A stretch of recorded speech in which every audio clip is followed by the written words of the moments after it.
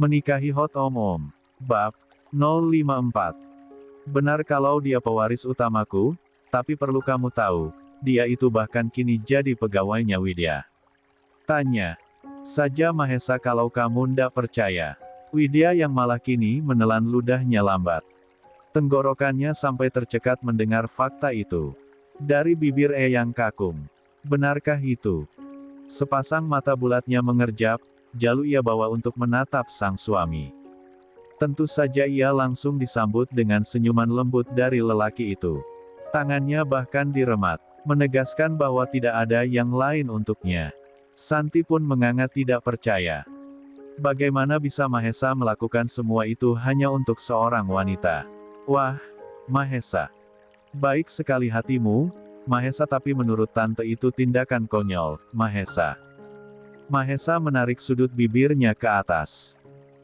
Untuk itu tante, saya sarankan untuk tidak berencana menikahkan putri tante pada pria konyol yang hatinya sudah dibawa habis oleh istrinya. Saya memang terlalu konyol karena terlalu tergila-gila pada gadis ini. Mahesa sengaja mengecup punggung tangan Widya di depan semua orang. Dia ini penyelamat saya. Perempuan ini malaikat saya. Bahkan saya tidak keberatan walau tidak memiliki anak sekalipun asal bisa sama dia. Jadi, saya sarankan tante untuk berhenti berhayal. Santi pun kehilangan muka. Ia serang telak oleh dua orang penting keluarga perdana. Penolakan itu jelas dan terang, tidak ada tempat lagi baginya untuk mengunggulkan sang putri. Kalau tidak salah saya lihat, Maya kemarin keluar dari klub sama beberapa orang laki-laki. Saran saya, awasi dulu anak tante sebelum berniat untuk menjodohkan dengan orang lain. Khawatir saja, nanti lelaki yang berusaha tante kejar untuk anak gadis tente itu mendapatkan hal yang tidak sesuai keinginan mereka. Zaman sekarang tante, pergaulan itu bisa sebebas-bebasnya dan seluas-luasnya. Kalau saya jadi lelaki itu, saya akan langsung tolak Maya tanpa berpikir dua kali. Kebetulan saya tidak suka perempuan yang kehidupannya terlalu bebas. Saya masih waras untuk memilih bibit unggul. Kata-kata Mahesa memukul telak harga diri Santi. Ia seperti sedang diperlihatkan kegagalannya menjadi seorang ibu. Terhadap istri saya sudah mengincar dia selama bertahun-tahun lamanya. Bahkan dia sempat menolak saya dan sayangnya saya terlalu gigih menginginkannya. Tentu saja saya akan kejar dia sampai dapat. Dan inilah imbalan saya untuk usaha keras saya mendapatkan perempuan cantik yang tentu saja nilainya bagi saya ribuan kali lipat daripada anak tante. Santi pun benar-benar kehilangan muka. Terlebih saat semua orang seperti sedang mentertawakannya dalam diam. Hatinya begitu sakit luar biasa. Tidak menyangka akan mendapatkan peringatan sekeras ini. Udah, Jeng. Ayo makan yang banyak. Gak usah jualan anak gadis di sini. Anakku udah ada yang punya. Kali ini Mama Indah yang bersuara. Ia sudah menahan diri untuk tidak mengomentari apapun yang tadi dibangga-banggakan oleh perempuan yang usianya hampir sama dengannya tersebut. Mahesa itu bucin berat sama istrinya. Saya yang ibunya saja sampai keheran-heran sama sikap dia. Udah lama banget, kan kita nggak lihat Mahesa deket sama perempuan. Sekalinya tiba-tiba udah nikah aja. Santi sudah tidak berminat dengan obrolan apapun. Ja sudah terlalu tidak enak hati. Keluarga inti Mahesa bahkan sudah muak melihatnya. Ayo, Jeng. Buruan dimakan. Kalau sudah dingin nanti nggak enak lagi dimakan. Santi pun menghela napasnya. Sepertinya sudah tidak ada tempat lagi baginya. Karena tidak tahan ditatap oleh mata orang-orang, perempuan itu akhirnya memutuskan untuk pamit lebih dulu. Hufet. Akhirnya pergi juga itu orang, ucap Laivia yang merasa sangat puas. Sedari tadi ia sudah tidak enak hati pada Widya. Udah tua bukannya tobat, malah bikin sensasi.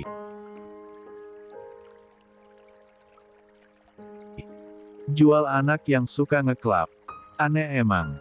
Sesaat, Widya dan Laivia saling berpandangan. Ia dan sahabatnya itu memiliki pemikiran yang sama. Bahkan awal mula Widya dan Mahesa bertemu berawal dari pertemuan mereka di klub malam. Kecuali yang itu, bisik Laivia pada Laura. Mereka berdua pun akhirnya cekikikan sendiri karena mengingat bagaimana dulu mereka berburu laki-laki. Makan malam bersama keluarga besar Mahesa kala itu berjalan tanpa hambatan lagi. Mereka bisa memakan makanan yang dingin sekalipun dengan nikmat sebab tidak ada lagi pengganggu di tengah-tengah mereka. Pamit dulu, ya, Pa, Ma, ucap Widya saat mereka sudah berada di parkiran mobil Mahesa. Setelah acara makan-makan itu selesai, mereka pun bercengkerama sebentar lalu pamit pulang lebih dulu pada semua orang. Dan khusus untuk Mama Indah dan Papa Gunadia, mereka berdua ikut keluar dari rumah Moa milik saudaranya tersebut untuk mengantarkan anak dan menantunya. Iya, sayang. Maafin, ya, kalau selama acara kamu dibikin gak nyaman sama ulah saudara-saudara Mama. Widya pun tersenyum. Gak apa-apa, Ma. Santai aja. Mama Indah akhirnya membawa Widya ke dalam pelukannya. Jangan kamu pikirin apa kata semua orang. Baru 6 bulan kalian menikah. Gak apa-apa kalau gak langsung punya anak. Malah bisa pacaran dan santai-santai dulu, kan? Widya langsung tertegun mendengar apapun yang diucapkan oleh mertuanya ini. Bahkan ia mencoba untuk menenangkannya. Keluarga besar suaminya ini memang berperilaku mahal dan elegan. Berbeda yang statusnya hanya kerabat saja. Mereka bahkan dengan lantang dan berani mengata-ngatainya. Iya, Ma. Makasih banyak atas pengertiannya. Mama Indah mengurai pelukannya. Iya, sayang. Pokoknya yang rileks, ya. Gua sah dipikirin yang bikin overthinking yang nggak perlu. Yang penting kamunya dulu sehat dan bahagia. Iya, iya, Ma. Widya pun mengangguk, membuat perempuan yang sedari tadi menangkup wajahnya tersenyum. Nah gitu. Ini baru anak Mama. Setelah mengecup kening Widya, Mama Indah pun benar-benar membiarkan anak dan menantunya itu untuk pulang ke rumah terlebih dulu. Hati-hati nyetirnya, Mahesa jangan ngebut-ngebut, nak. Udah malam. Iya, Ma. Di sepanjang perjalanan, tak henti-henti tangan Mahesa menggenggam tangan istrinya. Ia pun dengan gemas terus mengecupi punggung tangan halus tersebut. Mas, nyetir dulu. Bahaya. Nanti di rumah Mas masih bisa cium tangan Widya sepuasnya. Mahesa mengulas senyumnya sambil menatap sang istri. Gemes, sayang. Tangan kamu wanginya enak. Jadi ya begini. Wajah Widya memanas. Kalimat gombal apalagi ini? Gombal banget Mas Mahesa. Serjus, sayang. Sepanjang perjalanan, baik Widya dan Mahesa pun bercerita tentang banyak hal. Katanya nggak mau sama cewek kelap, tapi nyatanya Mas malah nikahin Widya. Satu sudut bibir Mahesa menukik ke atas. Kamu beda, sayang. Kamu itu incaran Mas. Mas juga tahu kalau kamu itu baru 2 kali masuk kelab. Widya pun meringis. Lupa kalau suaminya ini seorang intel yang bisa menarget siapapun dengan mudah. Perjalanan yang mereka tempuh untuk sampai ke apartemen Mahesa memakan waktu 30 menit. Sesampainya di sana, mereka langsung memasuki unit untuk beristirahat. Besok weekend, Mas. Jadikan kita nginep di rumah Mama. Tanya Widya antusias. Widya dan Mahesa yang sudah selesai membersihkan diri, kini mereka berbaring sambil berpelukan. Pillow talk sekarang menjadi hal yang wajib sebelum mereka tidur. Oke. Besok kita nginep di rumah Mama kamu. Cari peralatan bakar-bakar biar kita bisa bakar jagung di depan rumah. Wah, kayaknya seru banget, Mas. Jadi nggak sabar. Makasih, ya, Mas. Iya, sayang. Kediaman anggun pagi hari. Bah, ternyata Mbak yang sekarang kelola uang dari Mas Haris. Kenapa begitu, Mbak? Aku istri sahnya Mas Haris. Seharusnya aku yang simpan dan kelola. Aku yang istri sahnya, Mbak. Pagi-pagi sekali rumah Anggun sudah disambangi oleh Fiona yang tidak terima soal jatah pembagian uang. Ia tidak terbiasa dengan situasi yang seperti ini. Anak-anakku sudah lama kamu potong jatah bulannya. Kesepakatan dari Mas Haris sendiri saat tahu apa yang kamu lakukan. Jangan salahkan aku, Fiona. Salahkan dirimu sendiri yang tidak pernah jujur dari awal. Fiona tentu saja tidak mengakui tuduhan tersebut. Mana mungkin aku melakukan hal itu, Mbak. Anak-anak Mbak juga keponakanku. Aku sayang sama mereka. Untuk apa aku nahan hak anak-anak, Mbak? Fiona yang sedang menikmati depaginya pun meletakkan cangkir itu dengan santai di atas meja. Kalau memang jujur, mana mungkin anakku serba kekurangan, Vi. Bahkan jatah cuci darah Dimas pun gak kamu kasihkan. Fiona menggeleng. Enggak, Mbak. Bukannya aku nggak memberikan. Tapi karena aku nggak sempat ke ATM dan ambil uang itu. Kalau Dimas pergi sama aku, kan selalu aku bayarin cuci darahnya. Aku sering pakai debit buat transaksi, Mbak. Aku sengaja nggak pakai mobile banking supaya nggak boros, Mbak. Yang dikatakan Fiona tidaklah bohong. Memang seperti itulah faktanya. Dia bukan tipe yang boros. Tapi terlalu enggan mengeluarkan biaya untuk urusan Anggun. Di depan komplek kita itu ada ATM loh, Vi. Berapa tahun kamu jadi istri Mas Haris? Apa kakimu nggak sanggup melangkah ke sana? Jalan pun deket banget.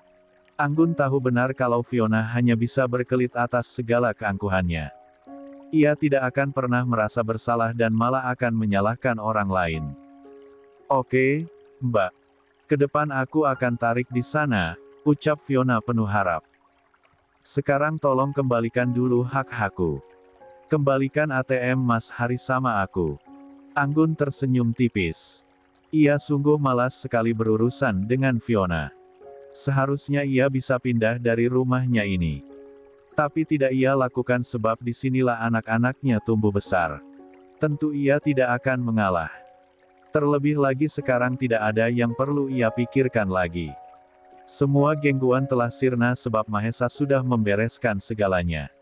Menantunya itu benar-benar mengubah hidupnya.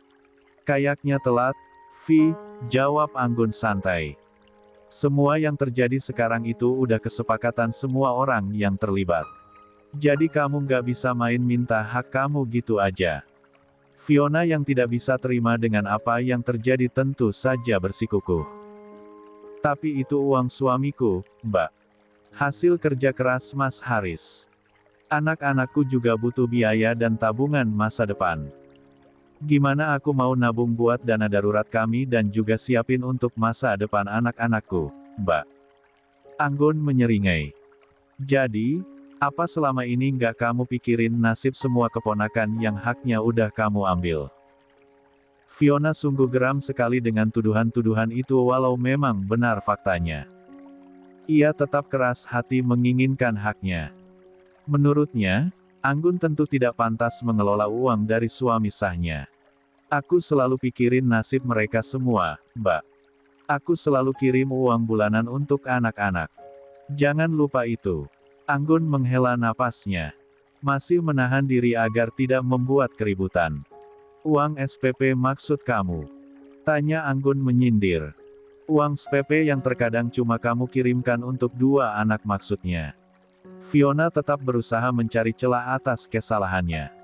Aku ngirimin dua karena Mas Haris dari dulu nggak pernah ngakuin Widya, Mbak. Jadinya aku kirimkan dua. Lagi pula aku juga selalu kasih uang belanjakan, buat Mbak. Apa semua itu masih kurang? Perasaan Anggun mulai geram.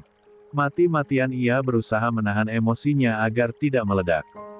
Kamu kasih 2 juta setiap bulan ke aku dan anak-anak yang seharusnya Mas Haris kasih total 10 juta. Sekarang dibalik posisinya kenapa kamu nggak terima, Vi? Ya karena yang Mbak kelola itu aku dan anak-anakku, Mbak. Aku yang istri sahnya Mas Haris. Lalu kenapa harus mantan istrinya yang megang? Sama sekali bukan ranah Mbak buat atur semuanya. Tolong kembalikan, Mbak. Mendengar ada ribut-ribut di lantai bawah membuat Mentari yang tadinya tidur nyenyak harus terbangun. Ia yang penasaran langsung membawa langkahnya keluar dari kamar dan melihat apa yang terjadi. Ada apa, Ma? Tanya Mentari sambil menutupi mulutnya yang baru saja menguap. Saat tatapannya lebih fokus, ia pindai Fiona yang ternyata sedang berdiri di dekat pintu. Tante ngapain kesini? Ucap Mentari ketus. Pulang, Geh. Tante nggak pernah diundang ke rumah ini. Jaga bicara kamu ya, Mentari, ucap Fiona tidak suka. Tante kesini cuma mau ambil hak tante. Kini Mentari yang dibuat mengernyit oleh Fiona. Hak? Hak apa maksud tante? Kenapa nyari hak tante di sini? Ya, karena semua pendapatan papa kamu sekarang yang kelola mama kamu. Seharusnya nggak begitu, Tar. Seharusnya mama kamu nggak selancang itu terhadap pendapatan suami tante. Mentari kini pun tahu apa yang menjadi tujuan Fiona. Duh, apa masih kurang sih selama ini nilep jatah kami, Tan? Tante nggak nilep sama sekali, Tar, ucap Fiona bersikeras. Tante selalu kirim jatah bulanan kalian tepat waktu, Tar. Jangan gitu, dong. Bilang sama mama kamu ini, Tar. Jangan suka ngambil milik orang lain. Heh, Tante Fiona yang terhormat, seru Mentari yang sudah tidak bisa sabar lagi. Jangan maling, teriak maling. Gak pantas. Tante yang selama udah ngambil semua jatah kami. Jangan dibalik. Ngambil yang mana sih, Tar? Fiona masih saja bersikukuh. Ia harus memperjuangkan hak anak-anaknya. Tante udah bilang, Tante selalu transfer tepat waktu. Iya, Tante selalu kirim tepat waktu. Tapi berapa yang Tante kasih ke kami? Hah? Tari sudah membuang batas sopan dalam dirinya menghadapi Fiona. Tante pangkas 80%, sampai untuk makan aja kami kurang. Dan lagi untuk biaya cuci darah Dimas, Tante selalu tahan-tahan, kan? Kenapa? Udahlah, Tari. Kamu nggak usah ikut campur urusan orang tua. Fokus Fiona pun kembali pada Anggun. Udah Mbak, ayo jangan lama-lama. Mbak Anggun hanya perlu ngasih ATM Suarniku, Mbak. Hanya itu aja. Abis itu aku akan pergi dari tempat ini. Wow, woi, seru Mentari. Ia tidak percaya bahwasanya Fiona meminta ATM sang ayah. Lo mau itu duit balik ke lo. Gue yang gak akan ngebiarin. Kami gak akan mau hidup serba kekurangan lagi.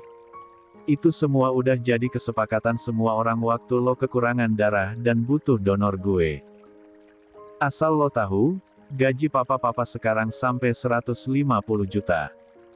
Papa udah diangkat jadi direktur. Dan mama gue dong yang pegang. Gantian lo yang merana. Papa gue yang udah setuju kalau semua bakal dikelola sama mama gue. Jadi gantian lo yang dijatah. Fiona terkejut bukan main saat mendengar suaminya ternyata sudah naik gaji sepesat itu. Itu hak tante sama anak-anak tante, Tar. Tolong kembalikan. Nanti tante yang bagi rata. Mimpi lo. Seru Mentari mencibir. Mas Mahesa nggak akan mau ngasih gaji sebesar itu kalau bukan mama yang kelola. Salah lo sendiri yang selama ini nggak jujur. Lo udah bikin kami semua menderita. Lo ambil hak ponakan lo sendiri. Dasar serakah. Pergi lo. Mentari yang sudah kesal bukan kepalang pun mendorong Fiona sekeras-kerasnya. Pergi gue bilang.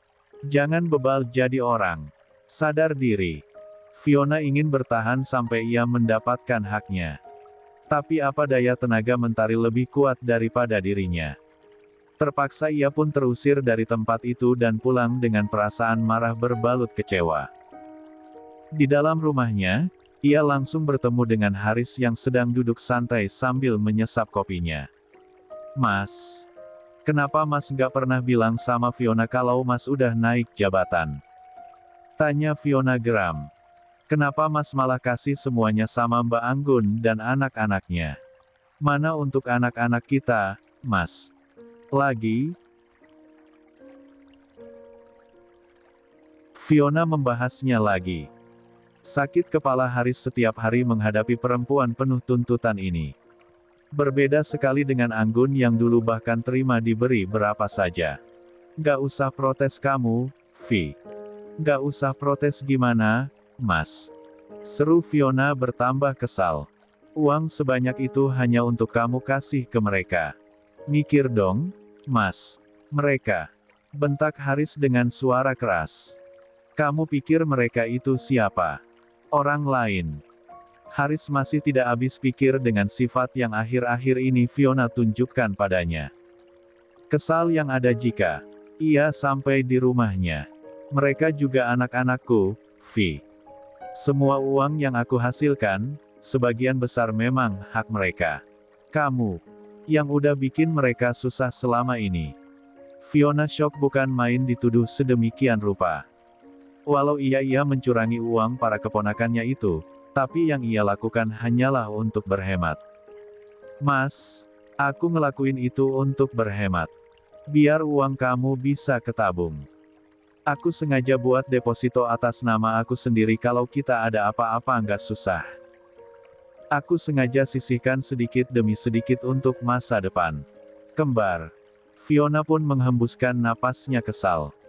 Perempuan cantik tersebut bergegas menuju kamarnya dan mengambil buku tabungannya. Ia benar-benar tidak terima dengan semua yang ia alami saat ini. Kamu lihat semua ini, Mas, ucap Fiona menyodorkan buku tabungannya pada Haris. Lihat semua yang telah aku kumpulkan selama ini. Aku bukan seperti mantan istri Mas yang cuma tamatan SMA itu.